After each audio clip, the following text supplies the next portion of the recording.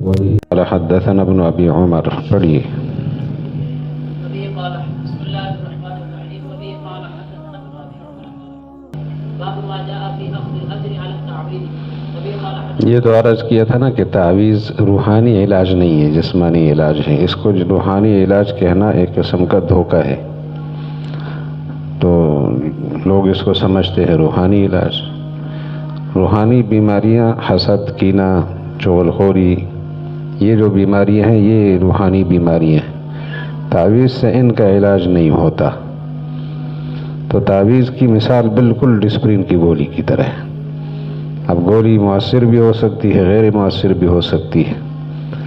علاج کے لیے طریقہ ٹھیک ہے، لیکن اس کو روحانی علاج کہنا ٹھیک نہیں ہے. اور پھر گارنٹی دینا اس کی ضروری نہیں ہے کہ اس سے علاج ہوگا ہی.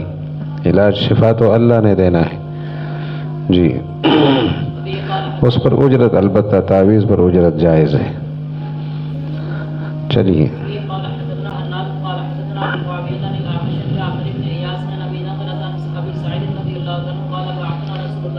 مختصر سا خاکہ عرض کر دیتے ہیں کہ قرآن پاک کی تلاوت کی 3 صورتیں ہیں. ایک صورت تلاوت برائے عبادت، اس پر اجرت حرام ہے. اور ایک تلاوت برائے علاج، اور تلاوت برائے تبرک، برکت کے لیے تلاوت، اس پر اجرت کی اجازت ہے. اور ایک ہے تلاوت برائے تعلیم. تو تعلیم میں ثواب اور اجرت دونوں کی نیت ہو سکتی ہے، ثواب کی بھی اجرت کی بھی. بلکہ بعض علماء نے تو کہا کہ مدرس آدمی کو ڈبل ثواب ملے گا، احیاء علم کا بھی جب وہ نیت کرے کہ میں نے دین کو زندہ کرنا ہے، اور حلال کمانے کا بھی کہ اپنے متعلقین کو حلال کھلانا ہے.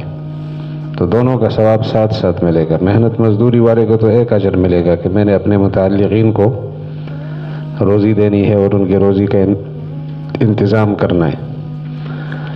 اور صرف احیاء علم والا کہ ان چیزوں سے آزاد ہے، کمانے وغیرہ سے آزاد ہے، ثواب اس کو بہت ملے گا، لیکن احیاء علم کا. اور جو ساتھ یہ جوڑ دے کہ میں نے اپنے متعلقین کے ضروریات کا لحاظ کرنا ہے، ان کی ضروریات کو پورا کرنے میں کردار ادا کرنا ہے، تو پھر دونوں کا ثواب ملے گا. چلیے.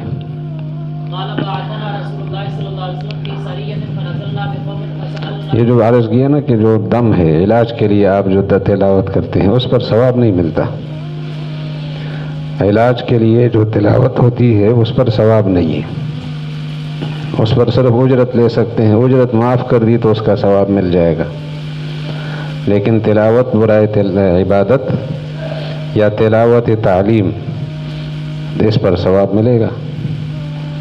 اگر کسی نے تعلیم میں یہ ارادہ کیا کہ مجھے ثواب نہیں چاہیے، صرف پیسے چاہیے، تو بھی ٹھیک ہے، ثواب نہیں ملے گا.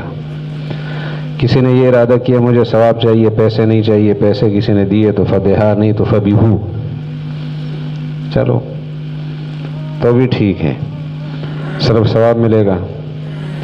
اور کسی نے ارادہ کیا مجھے دونوں چاہیے تو دونوں کا ارادہ ٹھیک ہے. غالب ارادہ کس کا ہے یہ پتہ تب چلے گا جب تنخواہ کم ہوئی، دوسری جگہ تنخواہ زیادہ ہوئی، اس نے کہا یار میں ادھر جاتا ہوں، تو ثواب کی نیت ہے لیکن ساتھ تنخواہ کی نیت غالب ہے. اگر ضروریات ہے تو جا سکتا ہے. اور یا یہ کہ اس نے کہا یار میں دوسری جگہ کیوں جاؤں، مجھے یہاں ثواب ملتا ہے، صرف پیسہ ہی تو سب کچھ نہیں ہے، میری قسمت میں جو ہوگا یہاں ملے گا، تو اس کے ثواب کا ارادہ غالب ہے. جی چلیے آسان.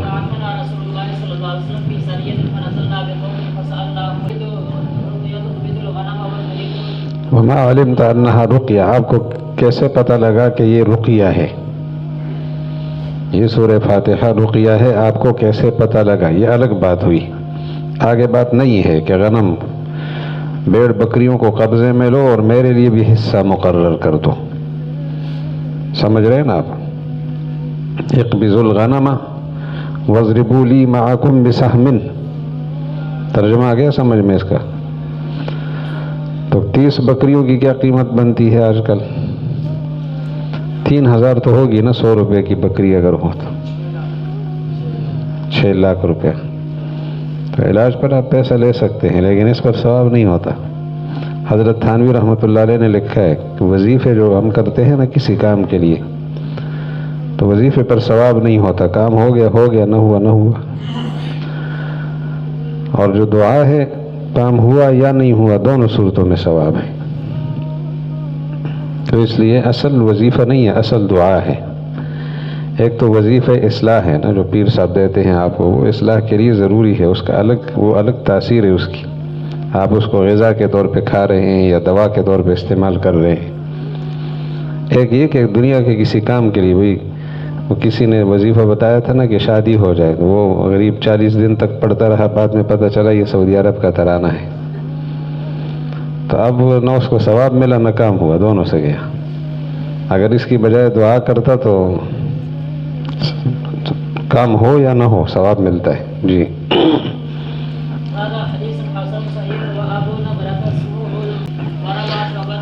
اگر آپ ناراض نہ ہونا، احناف کے متقدمین کے ہاں تعلیم القرآن پر اجرت ٹھیک نہیں ہے۔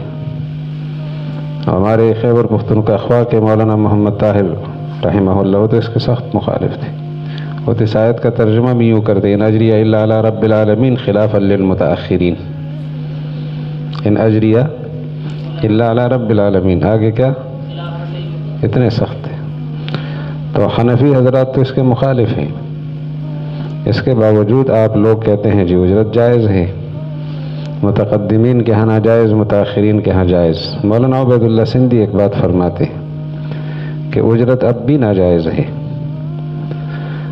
جو ہم نے برداشت کیا ہے کہ اجرت کے بغیر تعلیم نہیں ہوگی، تو ایک ناجائز چیز کو برداشت کر رہے ہیں کہ تعلیم خراب نہ ہو۔ اس پر فرماتے ہیں کہ جو جدید تعلیمی ادارے ہیں، اسکول، کالج، یونیورسٹی میں علماء نہیں جاتے کہ وہاں ماحول ٹھیک نہیں ہوتا، تو فرماتے ہیں کہ وہاں کے اس ماحول کو برداشت کریں، تعلیم پہنچائیں۔ اور یہ جو یونیورسٹیوں کے لڑکے ہیں نا اور لڑکیاں، ان کو محقق سمجھ کر ان سے گفتگو نہیں کرنی، ان کو نیا مسلمان سمجھ کر ان سے بات کرنی ہے۔ جیسے نیا آدمی مسلمان ہو جائے اس کو معلومات نہیں ہوتی، بالکل ان کو معلومات نہیں ہے، نہ خدا کے بارے میں نہ رسول کے بارے میں، خالی و ذہن ہوتے ہیں، ان کو جس نے جس رخ پہ ڈال دیا۔ تو ان کو اسلامی معلومات پہنچانے کے لیے آپ نے اس ماحول کو برداشت کرنا ہوگا، اور یہ آپ کی ضرورت ہے۔ فہم تم؟ چلیے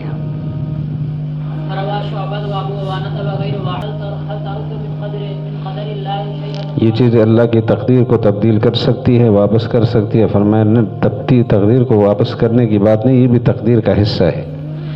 آپ کی فلاں بیماری کو اللہ تعالیٰ ختم کریں گے فلاں علاج کے سبب سے، وہ اس کا سبب ہے، تو یہ بھی تقدیر کا حصہ ہے۔ جی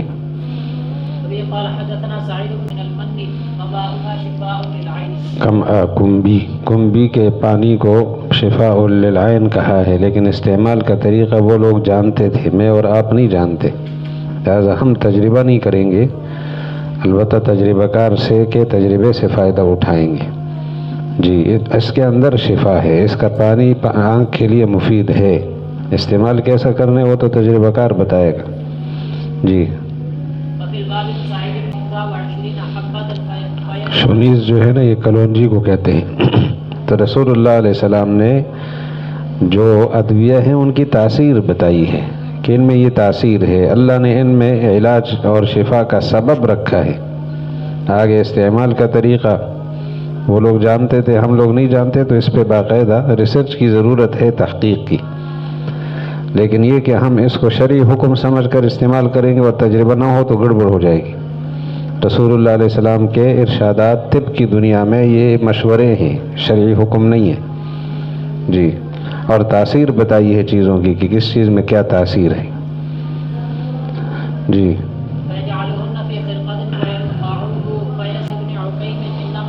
کوئی چیز لٹکا دے اور اس کو مؤثر حقیقی سمجھے تو اس کے حوالے ہو جاتا ہے۔ جی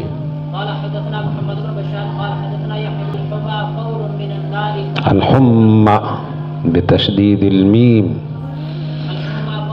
حمى میں شدت ہوتی ہے، اگر آپ کو نہیں محسوس ہوئی تو چلیں۔